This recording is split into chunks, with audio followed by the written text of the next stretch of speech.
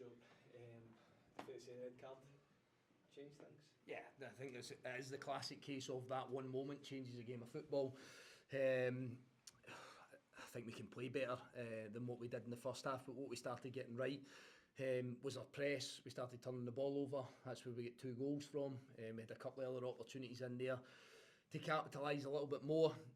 And you're happy, of course, you're in this league going in 2-0 at half time. I think you always find yourself in the dominant position when the opposition change their shape. They've changed it for a reason, because someone's not working, because they're behind in a game.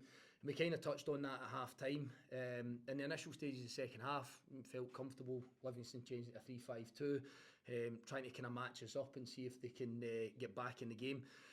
We've had little bits with Gennaro coming off the pitch and being sick, and you're down to 10 men for a little bit, but we were comfortable.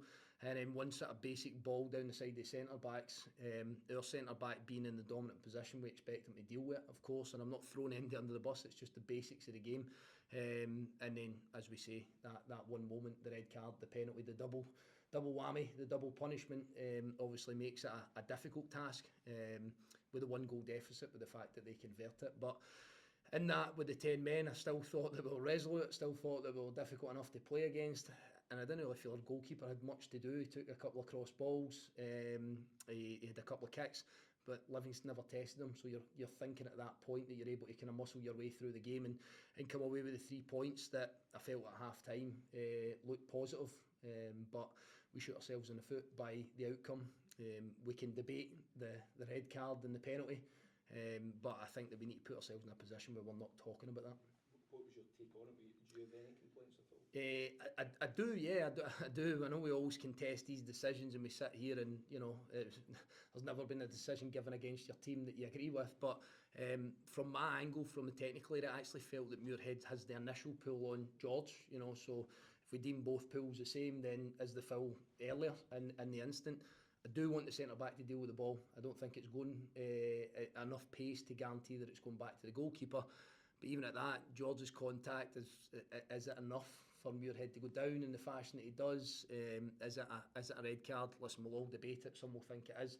Just spoke to a few people downstairs, not of Kilmarnock persuasion, that probably felt it was soft at best. And I probably sit in that camp. I feel it's really, really soft.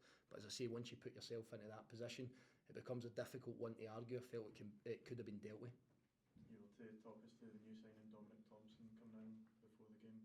Yeah, Dom's somebody obviously that I know that I've signed before. We spoke about trying to get a balance to our team on that left-hand side.